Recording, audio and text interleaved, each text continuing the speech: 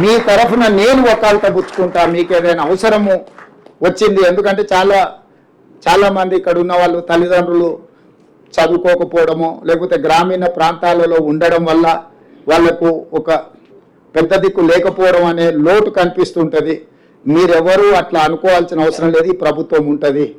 నేను నా మంత్రివర్గ సహచరులు మీ ఏ సమస్య వచ్చినా ఎవరితోనైనా మాట్లాడడానికి, అది కేంద్ర ప్రభుత్వమైనా పరీక్షల నిర్వహణ విధానంలో అయినా ఏ అవసరం ఉన్నా మేము సహకారం అందిస్తాము.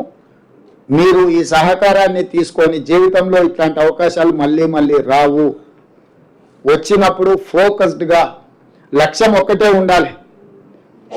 స్వయంవరంలో అందరూ చేప కన్ను కొట్టమంటే అందరు పోయి ఒకరికి చేప కనిపించింది, ఒకరికి ఇంకోటి కనిపించింది. అర్జునుడికి మాత్రం ఒక చేప కన్ను మాత్రమే కనిపించిందంట.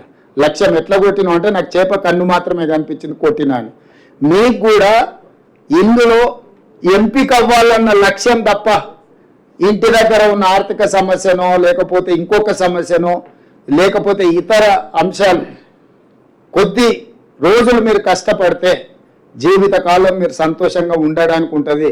కొద్ది కాలం చిన్న చిన్న వ్యామోహాల పట్ల మీరు సమయం కేటాయిస్తే మీకు జీవితకాలం బాధనే మిగులుతుంది. కాబట్టి మీరందరూ కష్టపడి రాణించి ఎంపిక అయ్యి ఐఏఎస్లుగా ఐఆర్ఎస్లుగా మళ్ళీ ఇక్కడికి రావాలని, వీలైనంత వరకు ఏ రాష్ట్రంలో ఉన్నా కూడా ఈ రాష్ట్రం యొక్క అభివృద్ధి కోసం మీరు కృషి చేయాలని తెలియజేస్తూ మనస్ఫూర్తిగా మిమ్మల్ని అభినందిస్తూ ఈ కార్యక్రమాన్ని చేపట్టినందుకు ఉప ముఖ్యమంత్రి గారిని కూడా మనస్ఫూర్తిగా నేను అభినందిస్తున్నా. ధన్యవాదాలు మిత్రులారా.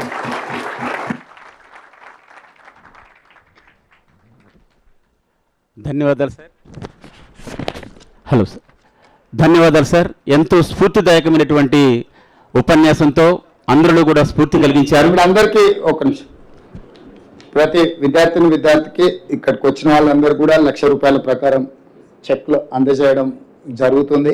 జాగ్రత్తగా తీసుకోండి, జాగ్రత్తగా వెళ్ళండి, బాగా చదువుకోండి. ఈ కార్యక్రమానికి వచ్చినందుకు మిమ్మల్ని అందరిని కూడా అభినందిస్తున్నా.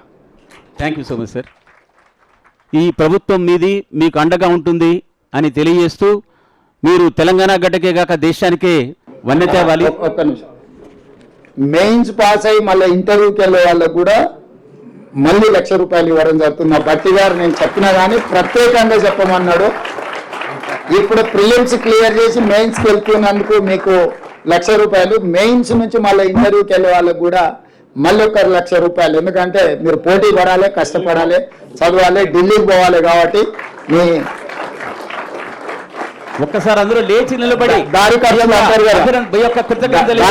అందరికీ ఇవ్వడానికి ప్రభుత్వం అద్భుతం సార్, అద్భుతం సార్.